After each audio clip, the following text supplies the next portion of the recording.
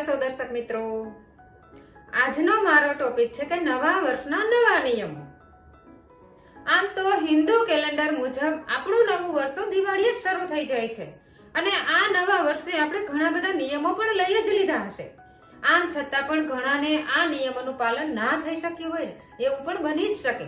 તો પછી આ ન્યૂ યર અત્યારે કોઈક નવી સુવર્ણ તક લઈને આવી રહ્યું છે. તો પછી ચાલો ને આજે જ આ તકને ઝડપી લો અને તમારા બનાવેલા જે નિયમો છે ને એનું ચુસ્તપણે પાલન કરવાનું આજથી જ શરૂ કરી દો.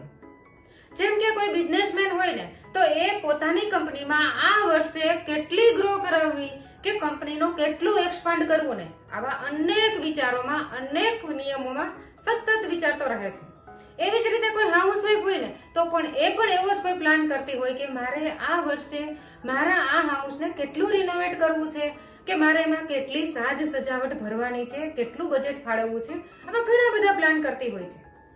એવી જ રીતે કોઈ ફેટ લેડી હોય ને તો એ પણ એવું જ વિચારતી હોય કે મારે આ વર્ષે જીમ, યોગા કે વોકિંગ કરીને મારા બોડીને પહેલા જેવું જ સ્લિમ ટ્રીમ બનાવી લેવું છે.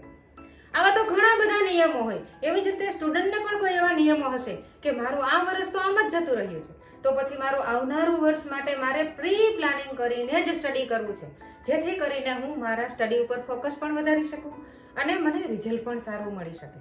તો પછી ઘણા લોકો એવું પણ વિચારતા હશે કે મારે આ વર્ષે મારી જિંદગીમાં, મારી લાઈફમાં ખૂબ સારો બદલાવ લાવવો છે.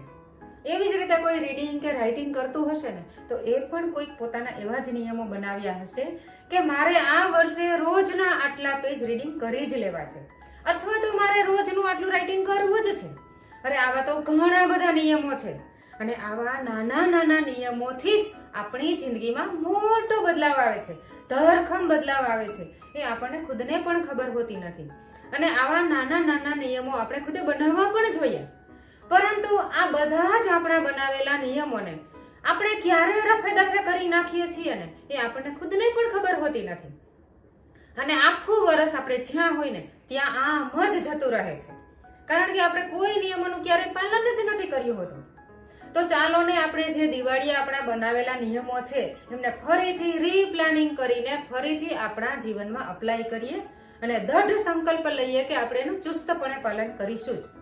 અને આવનારા નવા વર્ષને આપણે એટલું સરસ વધાવીએ ને કે આ વર્ષે આપણે કંઈક મેળવ્યાનો સંતોષ પણ મળી શકે અને કશું ગુમાવ્યાનો કોઈ વસવસો પણ ના રહે. કારણ કે આ સમય છે ને એક એટલું ઝડપી પ્રાણી છે ને કે આ સમય આપણા હાથમાંથી ક્યારે સરકી જશે ને એ આપણને કોઈને ખબર નથી. તો પછી આ સમયને આપણી મુઠ્ઠીમાં આપણે પેક કરી દઈએ અને એમનો સદુપયોગ પણ કરીએ. તો દોસ્તો, આ નવા વર્ષના ઉગતા સૂર્યના આછા કિરણોને જોઈને આજે આપણે સૌ એવી પ્રતિજ્ઞા કરીએ, આજે આપણે સૌ આપણા જ જીવનમાં નવી તાજગી અને નવી રોશનીથી ભરી દઈએ. તો દોસ્તો, આજે આપણે સૌ સાથે મળીને આ ઉગતા સૂર્યના કિરણોને નિહાળતા નિહાળતા જ આપણે પણ જે આપણા બનાવેલા નિયમો છે ને એમનો દૃઢ સંકલ્પ લઈએ કે આપણે આ નિયમોનું પાલન કરીશું જ. આ ઉગતા સૂર્યના પ્રથમ કિરણોની સોનેરી તસવીરો સૌના જીવનમાં ખૂબ રોશની ભરે, તેમજ નવું વર્ષ સૌ માટે નિરોગી અને લાભદાયી રહે એવા અંતરના આશીર્વાદ. ધન્યવાદ.